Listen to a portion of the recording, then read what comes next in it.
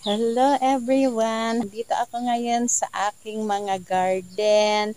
Ako'y magdidilig. Kaya nandito tayo ngayon. Mamimitas ako ng mga bulaklak ng kalabasa na aking iluluto mamaya. Gulay-gulay tayo ngayon mga kanelma.